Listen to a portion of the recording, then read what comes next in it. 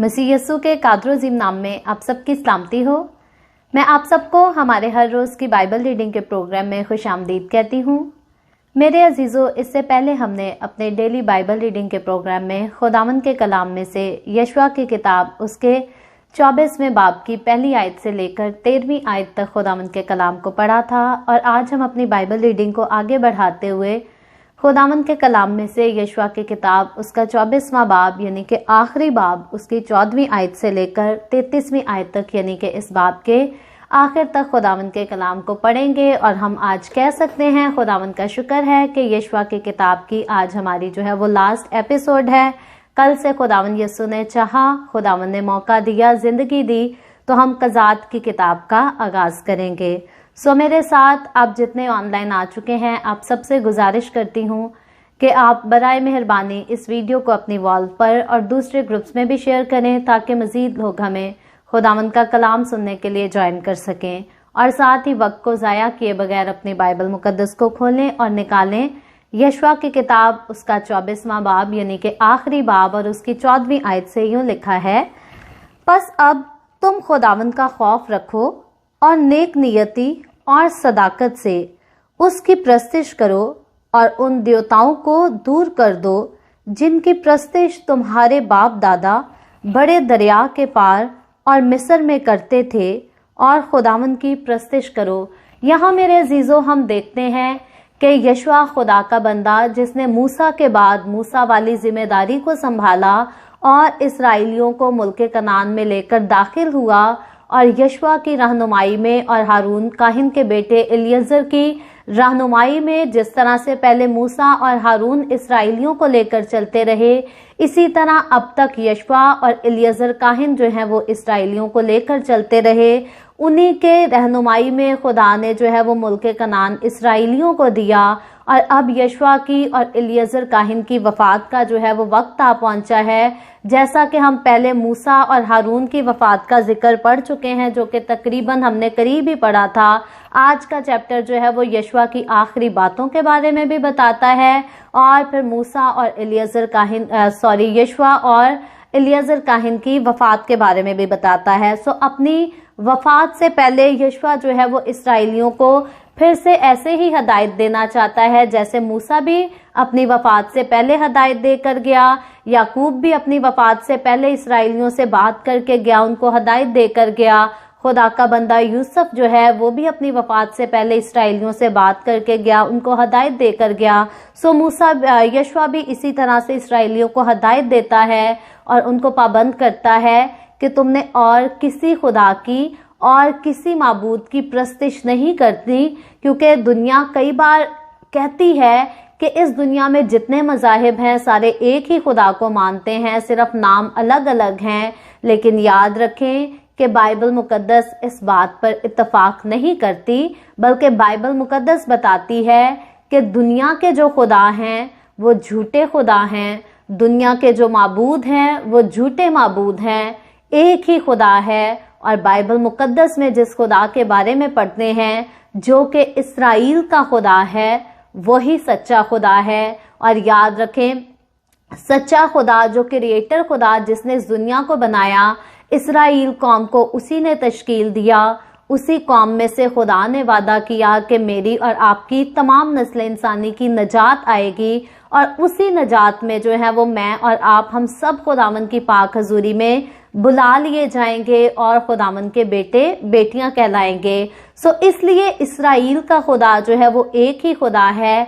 उसके अलावा दुनिया के सारे खुदाओं को हमारा खुदा जो है वो झूठा करार देता है, महजबुत करार देता है। और एक ही खुदा के पीछे चलना, उसी की प्रस्तिश करना, उसी की इबादत करना, उसी से दुआ करना, बाइबल मुकद्दस बताती है कि इंसान को वाजिब है। उसके अलावा और किसी खुदा के सामने हम नहीं झुक सकते, ना किसी की प्रस्तिश कर सकते हैं। यही बात खुदा का बंदा यशवा जो है इसराइलियों को फिर से कहता है कि तुम बाकी सारे देवताओं को जो है वो अपने पास से दूर कर दो। अब यहाँ पर देवता अभी तक इसराइलियों के पास मौजूद थे। ये बात इंसान की थोड़ी समझ में नहीं आती कि खुदा ने मुल्क कनान भी दे दिया, अब कौन सी वजह रही होगी कि स्टिल इनके पास जो है वो मूर्तें मौजूद होंगी, कुछ मिस्र से आई हुई या कुछ जो है वो मुल्क कनान में ऑलरेडी पहले बुतप्रस्त लोग रहते थे, उनकी अलबत्ता जिस तरह से भी था, कुछ लोगों ने यादगारी के तौर पर, कई बार हमारे लोग क्या करते हैं, आज भी ऐसे करते हैं, कहते हैं कि हम बुतों की इबादत नहीं करते, हम बुतों की प्रस्तिश भी नहीं करते, उनसे दुआ भी नहीं करते, हमने तो सिर्फ यादगारी के तौर पर जो है इन स्टैचूज को अपने घरों में रखा है या अपने चर्चेज में रखा है, हम बुत प्रस्त नहीं, हम बुत शिकन हैं। याद रखें, बाइबल मुकद्दस में जो है वो बुत प्रस्ती और बुत शिकनी दोनों से मना किया गया है। यहाँ पर यशवा जो है वो अपनी वफात पाने से पहले इसराइलियों से कहता है कि हर किस्म के बुतों को जो है वो अपने पास से दूर कर दो। और जब दूसरे देवताओं के बुतों को दूर करने के लिए कहा गया है तो बाइबल मुकद्दस में ऑलरेडी हम खरूज की किताब उसके दूसरे बाब 20वें बाब में सीख कर आ चुके हैं कि खुदा ने मना किया था कि आसमान की किसी चीज का और जमीन की किसी चीज का या जमीन के नीचे पानी के अंदर किसी भी चीज का जो है वो कोई भी आपने स्टैचू नहीं बनाना। फिर कोई शख्स होली जिंदगी गुजार के गया हो, कोई रसूल क्यों ना हो या मुकद्दसा मरियम क्यों ना हो, बाइबल मुकद्दस में किसी भी किस्म के स्टैचू को बनाने से, अपने पास रखने से भी मना किया गया है। इबादत करना, दुआ करना दूर की बात है, इनको बनाने से और अपने पास रखने से भी खुदावंद के कलाम में मना किया गया है। सो इसी बात को मद्देनजर रखते हुए यशवा फिर से इसराइलियों से कहता है कि जो स्टैचूज, जो बुत, जो मूर्तें अभी तक तुम्हारे पास हैं उनको अपने पास से दूर कर दो। और लिखा है 15वीं आयत में, और अगर खुदावंद की प्रस्तिश तुमको बुरी मालूम होती हो तो आज ही तुम उसे जिसकी प्रस्तिश करोगे चुन लो। अब यशवा अपनी वफात पाने से पहले जो है इसराइलियों के सामने इस बात को एक चैलेंज के तौर पर जो है वो रख देता है और कहता है कि अगर तुमने इन बुतों को अभी तक अपने पास रखा है तो इसका मतलब खुदा की प्रस्तिश जो है वो तुम्हें मुश्किल लगती है। तो खुदा की अगर तुम्हें प्रस्तिश जो है वो बुरी लगती है, मुश्किल मालूम होती है, तो तुम ऐसा करो, आज ही फैसला कर लो कि तुमने किस तरफ जाना है, तुमने किसकी प्रस्तिश करनी है। ये देवता तुम्हारे लिए अजीज हैं, ये देवता तुम्हें प्यारे हैं जिनके बुतों को तुमने अपने पास अभी तक एक यादगारी के तौर पर भी क्यों रखा हो, या फिर खुदा तुम्हें अजीज है। क्योंकि अगर खुदा तुम्हारे लिए अजीज है तो फिर तुम इन बुतों को अपने पास नहीं रख सकते, क्योंकि खुदा ने इनको बनाने से, पास रखने से और इनको पूजने से मना किया गया है। कई लोग कहते हैं सिर्फ पूजना मना है, हम बना भी सकते हैं, पास भी रख सकते हैं। याद रखें, यहाँ पर खुदावंद का बंदा यशवा जो है वो पूजने वालों को नहीं, बुतों को पास रखने वालों को चैलेंज करता है। उनको एलानिया तौर पर जो है वो कहता है कि तुम आज फैसला कर लो। आज मैं खुदावंद की बंदी होते हुए खुदावंद के कलाम की रूह से आपके सामने भी खुदावंद के इस कलाम को रखती हूँ। याद रहे कि जब यशवा ये बातें कर रहा था तो ये सिर्फ महज यशवा नहीं बल्कि खुदा यशवा में से होकर बोल रहा था। और आज अगर मैं आपसे बातें कर रही हूँ तो ये महज मैं नहीं, क्योंकि मैं तो कोई चीज़ ही नहीं हूँ। आज खुदावंद उतरा है आपसे बातें करने के लिए और खुदावंद आपको कहता है कि आज आप फैसला कर ही लें। आपने अपने पास बुतों को यादगारी के तौर पर रखना है या किसी और गर्ज से रखना है, या फिर अपने जिंदा खुदा की प्रस्तिश करनी है जिसने आपको बनाया और आपकी कीमत अदा की है। आगे चलकर देखते हैं 15वीं आयत के अगले हिस्सा में लिखा है, खा वो वही देवता हो जिनकी प्रस्तिश तुम्हारे बाप दादा बड़े दरिया के उस पार करते थे, या अमूरियों के देवता हो जिनके मुल्क में तुम बसे हो। अब वो कैसे भी देवता क्यों ना हो, यशवा कहता है कि अगर उनको पास रखना है तो फिर खुदा की प्रस्तिश से इनकार कर दो, और अगर खुदा की प्रस्तिश करनी है तो फिर उनको अपने पास से दूर कर दो। ये फैसला करना है यशवा की वफात से पहले। आज मैं आपको कहती हूँ ये फैसला आपने करना है। अगर आपने किसी भी किस्म के खुदा को अपनी जिंदगी में जगह दी है, किसी बुत को अपनी जिंदगी में जगह दे रखी है, या दुनिया की दौलत या दुनिया की और किसी ख्वाहिश को अपनी जिंदगी में अव्वल दर्जा दे रखा है, तो आज खुदावन का कलाम आपको जो है वो उभारता है, आपको समझाता है, आपको सिखाता है कि तौबा कर लें, जिंदा खुदा को चुन लें और दूसरी चीज़ों को जो है वो साइड पर कर दें, हटा दें, अपनी ज़िंदगी से ख़त्म कर दें, क्योंकि खुदा जो है वो ज़िंदगी देने वाला है और ज़िंदगी लेने वाला है।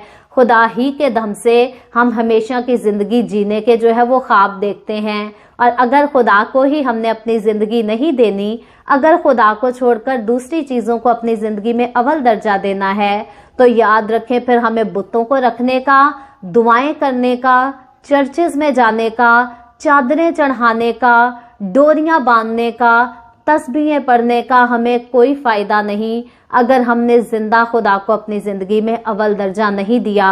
और जब हम जिंदा खुदा को अपनी ज़िंदगी में अव्वल दर्जा दे देते हैं तो फिर हमें ना तो किसी बुत की ज़रूरत रहती है, ना तो हमें किसी तस्बीह की ज़रूरत रहती है, ना रोज़री की ज़रूरत रहती है, ना कहीं जाकर चादरें चढ़ाने की ज़रूरत रहती है, क्योंकि ज़िंदा खुदा को तो हम सिर्फ हाथ जोड़कर ही जो है जब मर्ज़ी पुकार लें वो हमारे लिए हाजिर भी होता है, हमारी मनाजातों को सुनता है, कबूल करता है और उनका जवाब भी दे देता है। 15वीं आयत के सबसे आखिरी हिस्सा में लिखा है, अब रही मेरी और मेरे घराने की बात, सो हम तो खुदावन की प्रस्तिश करेंगे।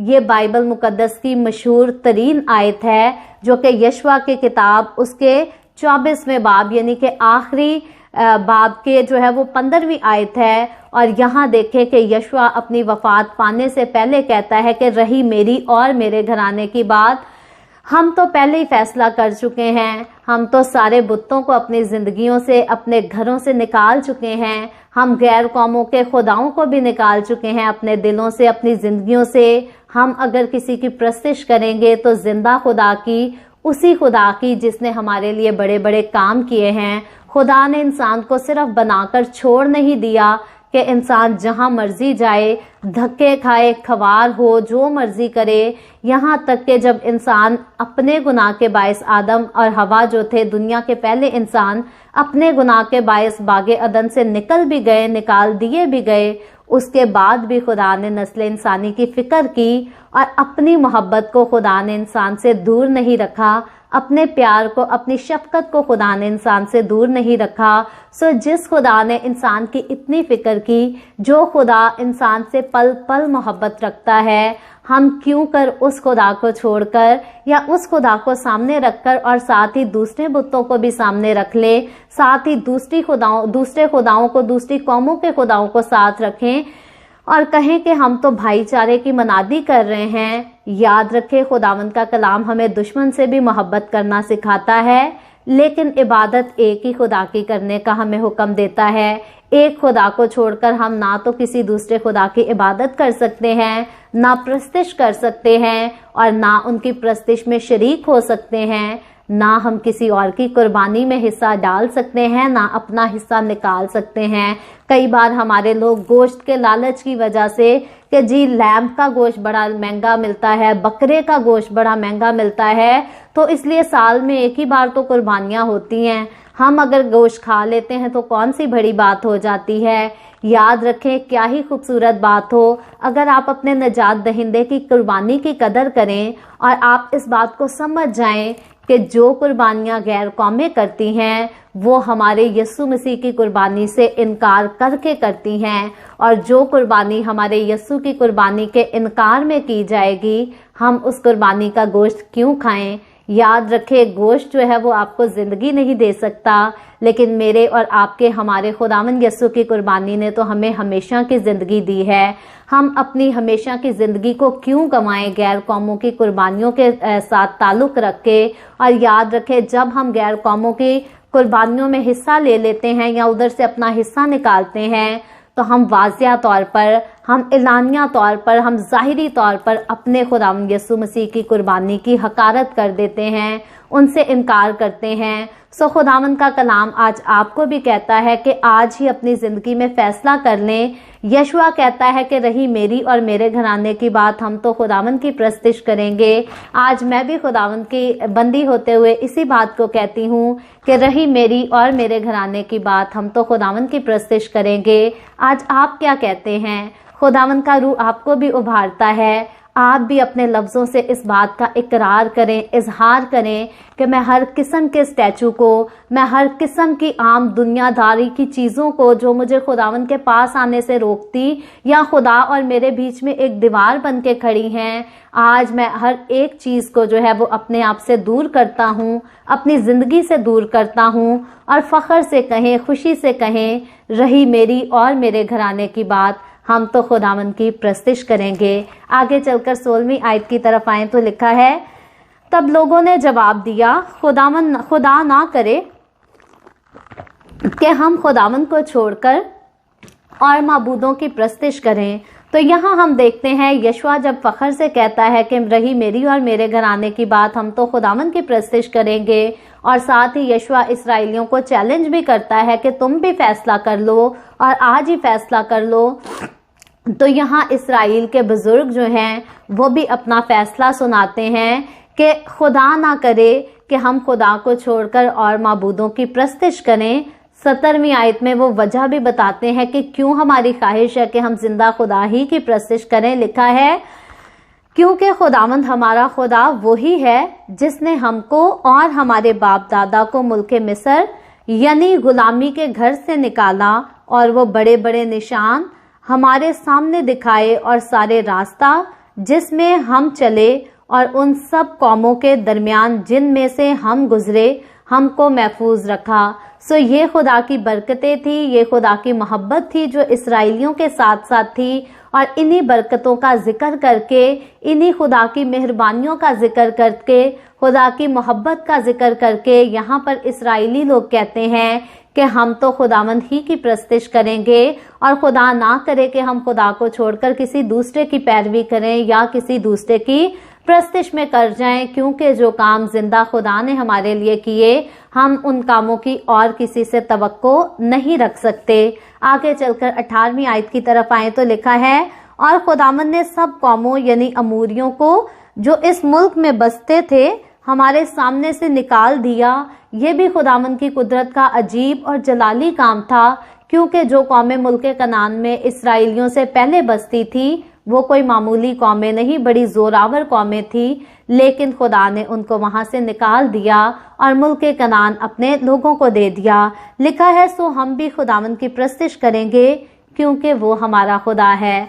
सो खुदा जो खुद से है वही खुदा है, और जिसको इंसान ने अपने हाथों से बनाया ना तो वो खुदा हो सकता है और ना वो मुकद्दस हो सकता है, ना वो पाक हो सकता है। पाक खुदा वही है जिसकी ज़ात में गुनाह शामिल नहीं, और अगर किसी चीज़ को किसी गुनाहगार हाथों ने घड़ के बना दिया और कहा कि ये पाक मुजस्मा हो गया, वो पाक नहीं हो सकता, वो तो गुनाहगार हाथों से घड़ कर बनाया गया है।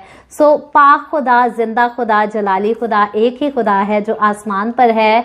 उसी की प्रस्तिश करने का फैसला यहाँ पर इसराइली करते हैं, और उसी खुदा की प्रस्तिश का फैसला आज आपको भी करना है, और उस खुदा से कभी भी दस्तबरदार होने का कभी ना सोचा करें। 19वीं आयत की तरफ आए तो लिखा है, यशवा ने लोगों से कहा, तुम खुदावंद की प्रस्तिश नहीं कर सकते क्योंकि वो पाक है, वो गयूर है यानी कि वो गैरत वाला खुदा है, वो तुम्हारी खताएं और तुम्हारे गुनाह नहीं बख्शेगा। यहाँ पर यशवा की बात थोड़ी सी सख्त मालूम होती है, लेकिन मजीद आगे बढ़कर जब हम इस हवाले को पढ़ते हैं तो हमें समझ आता है कि यशवा ने ये सख्त अल्फाज जो है वो क्यों कहे, क्या वजह थी। लिखा है 20वीं आयत को साथ ही पढ़ते हैं, अगर तुम खुदावंद को छोड़कर अजनबी माबूदों की प्रस्तिश करो तो अगरचे वो तुमसे नेकी करता रहा है तो भी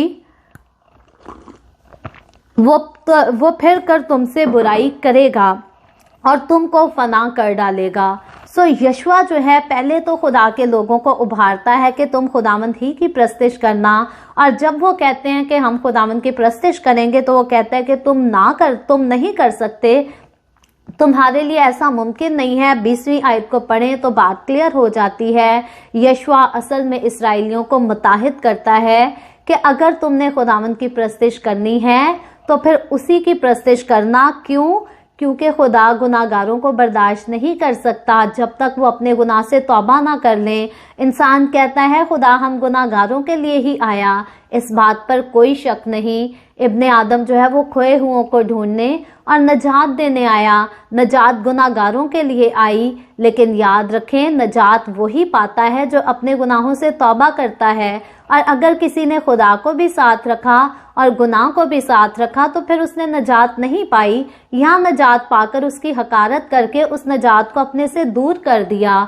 तो यहाँ पर इसराइलियों को इसीलिए मुताहिद किया जाता है और यशवा साफ कहता है कि अगर तुम जो है उसके साथ रहोगे तो वो तुम्हारे साथ नेकी करेगा, और अगर तुम उससे फिर जाओगे, अगर तुम गुनाह करोगे, उसकी नाफरमानी करोगे, तो वो तुम्हारे साथ बुराई करेगा। यानी कि ये बुराई ये नहीं कि खुदावन तुम्हारे साथ जो है वो बहुत नाइंसाफियां करेगा।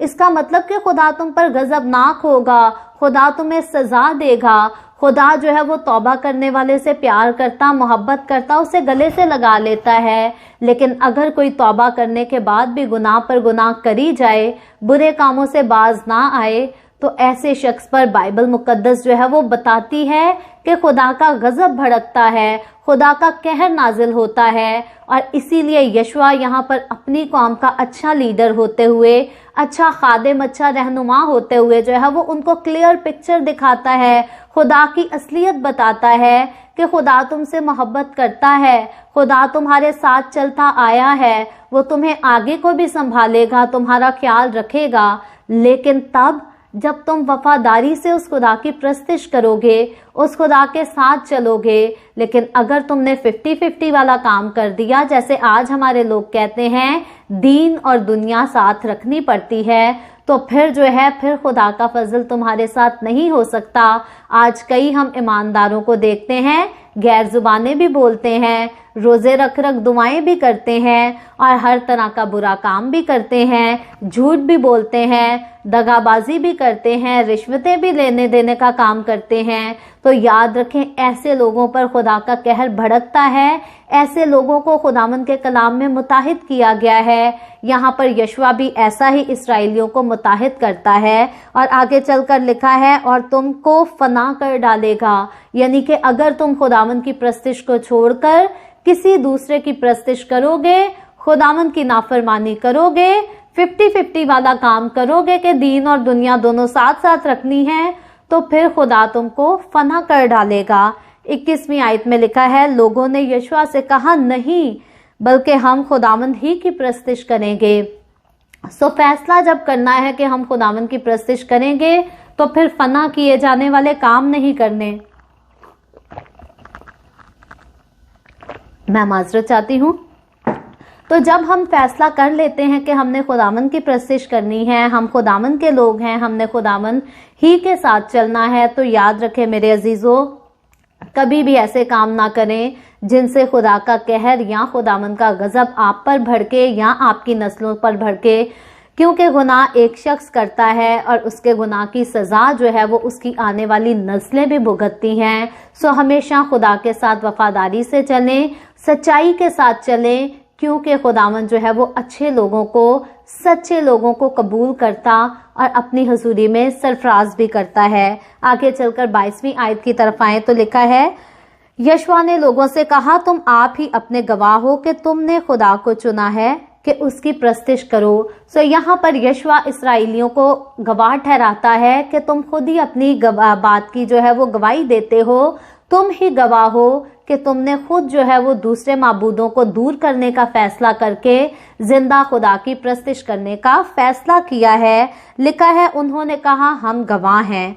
23वीं आयत की तरफ आए तो लिखा है, तब उसने कहा, बस अब तुम अजनबी माबूदों को जो तुम्हारे दरमियान हैं दूर कर दो। ये खुदा का कलाम आज आपको भी कहता है। अगर आप कहते हैं प्राउड टू बी क्रिश्चियन, मैं मसीही हूँ, तो हर किस्म के बुतों को अपनी ज़िंदगी से दूर कर दें, या बुतों के अलावा कोई और भी चीज़ अगर आपकी ज़िंदगी में खुदा से बढ़कर अहमियत रखती है तो उसको अपनी ज़िंदगी से दूर कर दें, क्योंकि खुदा ही अव्वल और खुदा ही आखिर है। और ज़रूर है कि वही खुदा आपकी अपनी ज़िंदगी में भी जो है वो अव्वल दर्जा पाए, उसके अलावा और किसी को अव्वल दर्जा ना दिया करें। लिखा है आगे चलकर, और अपने दिलों को खुदावंद इसराइल के खुदा की तरफ माइल करो। क्यों खुदावंद इसराइल के खुदा की तरफ अपने दिलों को माइल करो? क्योंकि इसराइल का खुदा जिंदा खुदा है। इसराइल का खुदा खालिक खुदा है, वो खल्क करने वाला खुदा है। दूसरे खुदाओं को दुनिया ने बनाया है, लेकिन इसराइल के खुदा ने दुनिया बनाई है, इसराइल को बनाया है, मुझे और आपको बनाया है, और नजात हमारे लिए उसी की तरफ से आई है।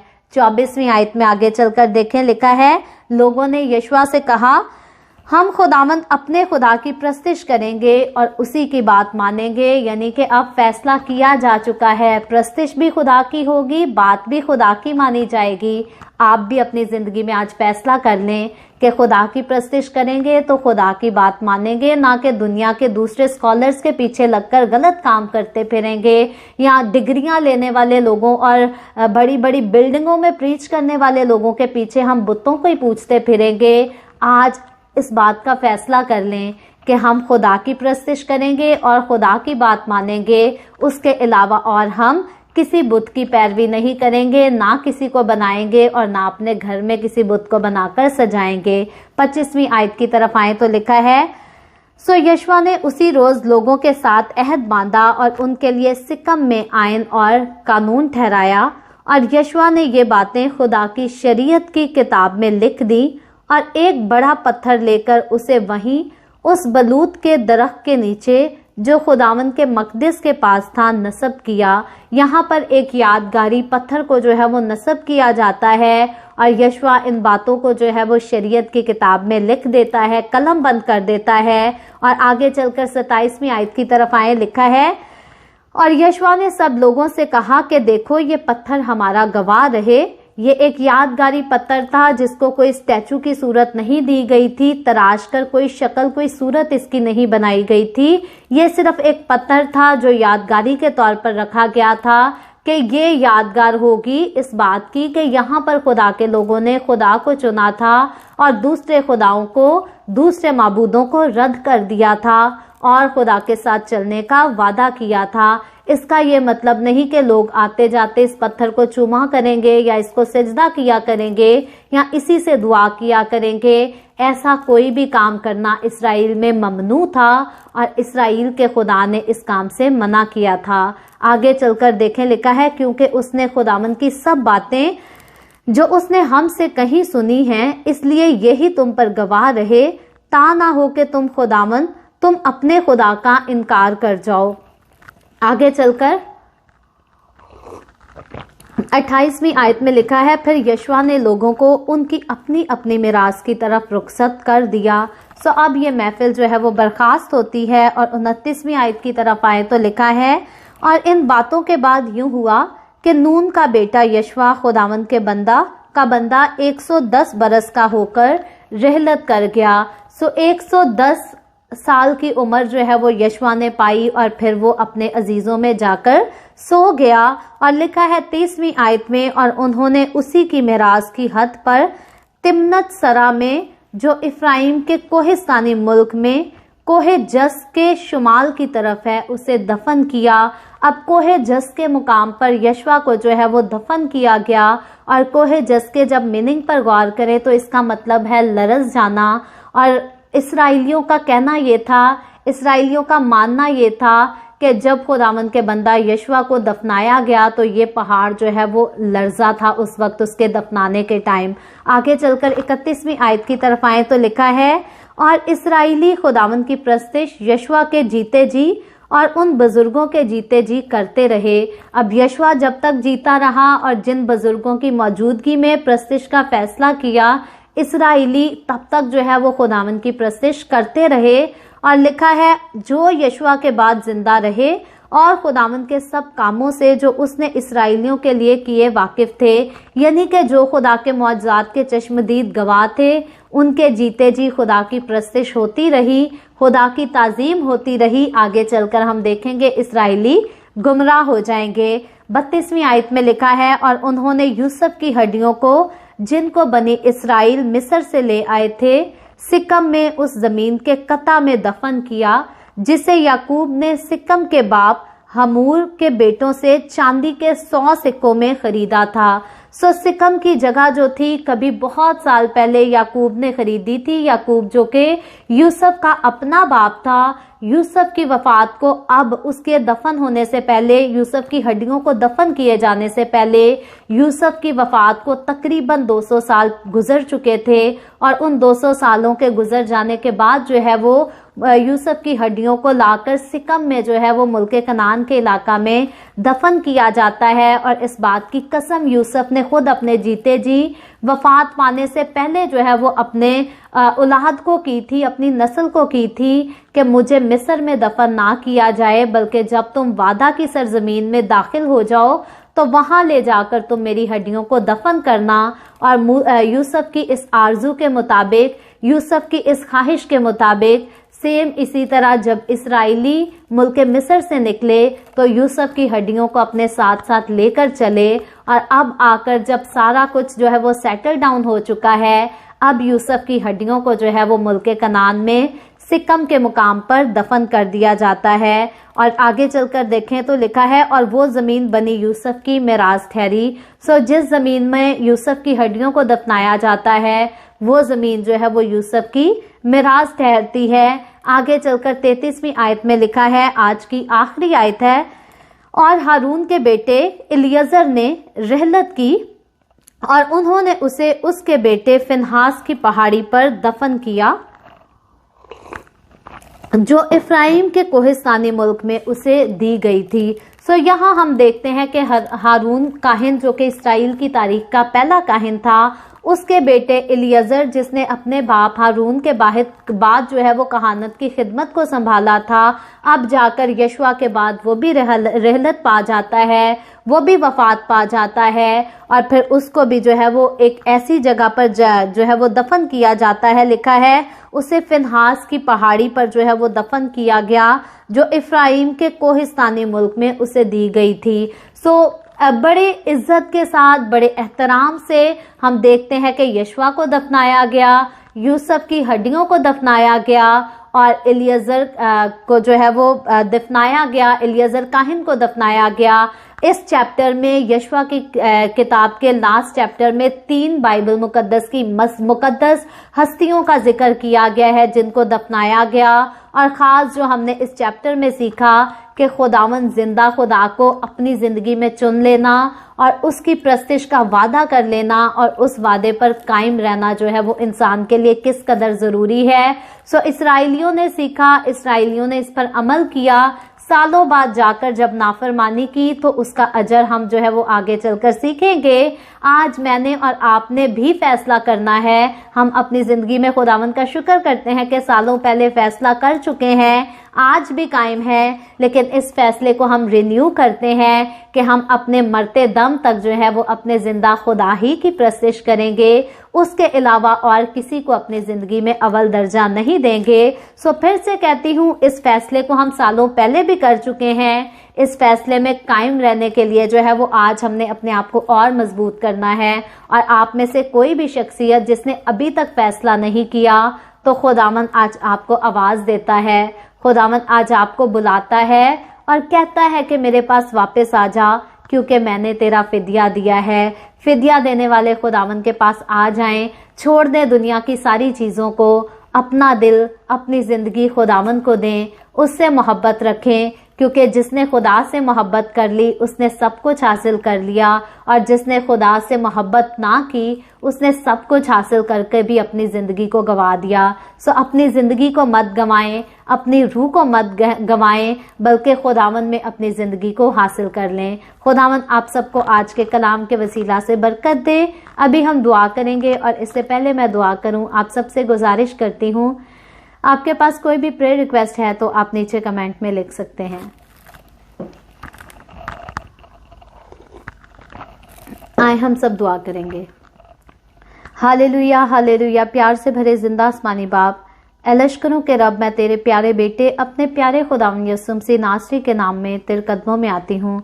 मैं तेरी शुक्रगुजारी करती हूँ उस वक्त के लिए जो तूने हमें बख्शा ताकि हम तेरे पाक कलाम को पढ़कर सुनकर इससे बरकत हासिल कर सकें। ए बाप आसमानी, जितने लोग मेरे साथ ऑनलाइन आए हैं तेरे पाक कलाम को सीखने के लिए, सुनने के लिए अपने तमाम लोगों को बरकत दे। जो लोग बाद में इस वीडियो के वसीला से तेरे कलाम को सुनेंगे, सीखेंगे, तो उन पर भी अपना हाथ बढ़ाना, उन्हें भी छूना और बड़ी कसरत से बरकत देना। खुदावन तो अपने लोगों के रोटी पानी में, कारोबार में, हर चीज़ में बरकत को कसरत से उंडेल, ताकि तेरे लोग खुदावन तेरी शुक्रगुजारी करते रहें। और खुसूसन जब तेरे कलाम को सीखते हैं, सुनते हैं, तो अपनी ज़िंदगियों में खुदावन हकीकी तौर पर तेरे इस खूबसूरत कलाम को जगह देने वाले हो सकें और इसके मुआफिक 100 गुना फल भी ज़रूर लाने वाले हो सकें। ऐ बाप आसमानी, जितने लोगों ने द वे ऑफ हेवन को स्टार्स डोनेट किए हैं, उनके दिए को भी अपनी हुजूरी में बाखूर की मानद कबूल कर और इसके एवज तू अपने लोगों को उसके रिटर्न में बड़ा और भारी अजर बख्श। तेरे लोगों को कभी किसी चीज़ की कोई कमी ना आने पाए।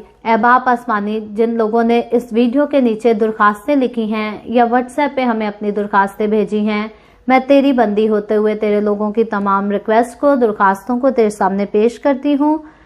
तुझसे मिन्नत करती हूँ, दरख्वास्त करती हूँ, अपने लोगों के साथ हो। तमाम तरह की बीमारियों से, दुखों, तकलीफ़ों, परेशानियों से आज़ाद कर, भांजपन से आज़ाद कर, बेरोज़गारियों से आज़ाद कर। तेरे लोग आज़ाद होकर, शिफा पाकर तेरी शुक्रगुजारी करें, तेरे नाम की गवाही दे सकें। ऐ बाप आसमानी, मैं अपनी मदर इन लॉ के लिए तुझसे दुआ करती हूँ, तो उस पर भी अपना हाथ बढ़ा, जो कि इस वक्त हॉस्पिटल में है। यीशु मसीह नासरी के नाम में अपने जलाली हाथ को बढ़ा और आलमे बाला पर से उसकी शिफा के भी ऐलान कर दे, ताकि खुदावंद वो शिफा पाए, तंदुरुस्त हो, तेरी शुक्रगुजारी करे। मैं तेरे तमाम खादमों को, मुकद्दसीन को, पाक कलीसियाओं को, परस्तारों को तेरी हुजूरी में याद करती हूँ। हर एक पर अपना हाथ बढ़ा, सबको बरकत दे, अपनी पनाह में लिए रख, अपने जलाल, अपनी गवाही के लिए सबको और ज़्यादा कसरत से इस्तेमाल कर। मुझ पर अपना हाथ बढ़ा, the way of haven Facebook page पर, सारी मिनिस्ट्री पर अपना हाथ बढ़ा, अपने जलाल के लिए, रूहों की नजात के लिए और ज़्यादा कसरत से इस्तेमाल कर। बनी इसराइल पर तेरी बरकत, तेरी सलामती हो और हम सब पर भी तेरी बरकत और सलामती हमेशा होती रहे। मसीह यीशु के नाम में ये दुआ मांगती हूँ, आमीन। खुदावंद की सिखाई हुई दुआ में शरीक होंगे। आए हमारे बाप, तू जो आसमान पर है, तेरा नाम पाक माना जाए, तेरी बादशाही आए, तेरी मर्जी जैसे आसमान पर पूरी होती है, ज़मीन पर भी हो। हमारे रोज़ की रोटी आज हमें दे, जिस तरह हम अपने कर्जदारों को माफ़ करते हैं, तू भी हमारे कर्ज हमें माफ़ कर। हमें आजमाइश में ना पड़ने दे, बल्कि बुराई से बचा, क्योंकि बादशाही, कुदरत और जलाल हमेशा तेरे ही हैं, आमीन। आमीन। खुदावंद आप सबके साथ हो, आप सबको बहुत बरकत दे। मेरे साथ हर रोज़ ऑनलाइन आकर खुदावंद के कलाम को सुनने के लिए आप सबका बहुत ज़्यादा शुक्रिया। इस कलाम को जगह जगह शेयर करते रहें, ताकि हम सब के वसीला से अंजील की मनादी कसरत से हो सके। सो कल फिर खुदावंद ने चाहा तो इसी तरह the way of haven Facebook page पर ऑनलाइन आकर हम खुदावंद के कलाम को सीखेंगे। पाकिस्तान के सुबह 7 बजे, इंडिया के सुबह 7:30 बजे और कनाडा टोरंटो टाइम के मुताबिक रात को 10 बजे। आप ज़रूर खुद भी आएँ, दूसरों को भी दावत दें, ताकि मज़ीद लोग हमारे साथ मिलकर खुदावंद के कलाम को सीखते रहें और खुदावंद की हुजूरी से बरकत हासिल करते रहें। सो खुदावंद आप सबके साथ हो, आमीन।